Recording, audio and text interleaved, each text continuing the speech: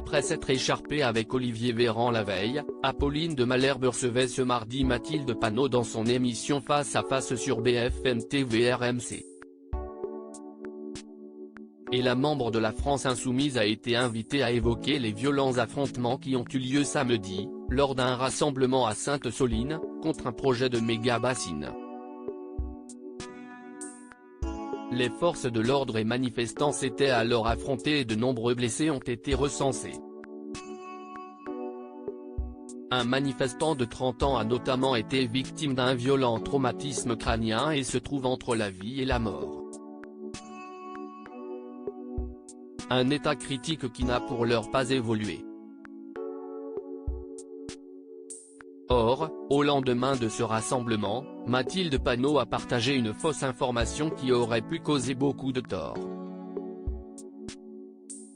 Hier, Mathilde Panot, vous étiez présente au blocage de l'incinérateur d'Ivry auprès des grévistes pour vous opposer à la réquisition de l'incinérateur et là, alors que vous vous adressiez aux journalistes, vous avez tout arrêté pour annoncer, au micro de BFM TV notamment et nous ne l'avons pas diffusé par respect pour la famille, mais vous annonciez à ce moment-là, j'apprends à l'instant que le manifestant est mort, je l'apprends avec effroi, voilà pourquoi jusqu'où allons-nous aller ?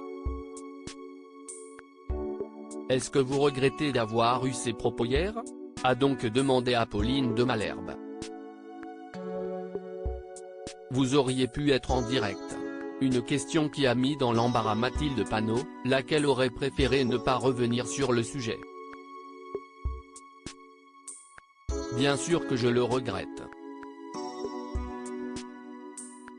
Par ailleurs, je pense que ce serait bien d'ailleurs de ne même pas le dire dans cette interview, lui a-t-elle lancé. Mais vous auriez pu être en direct Mathilde Panot. Vous étiez au micro de plusieurs médias. Je voulais simplement comprendre pourquoi vous aviez dit ça, a alors répliqué la journaliste. Attendez Madame de Malherbe, j'essaye de vous expliquer. Quand je suis arrivé sur le piquet de grève pour bloquer le plus gros incinérateur d'Europe, c'est une information qu'on m'a donnée, et sur laquelle juste après on est revenu me voir, et je suis allé voir immédiatement les journalistes en leur disant, arrêtez tout, l'information n'est pas confirmée, c'est défendu la politique LFI. Je ne souhaite en aucun cas, si c'est ça que vous essayez de me faire dire, que ce manifestant soit mort.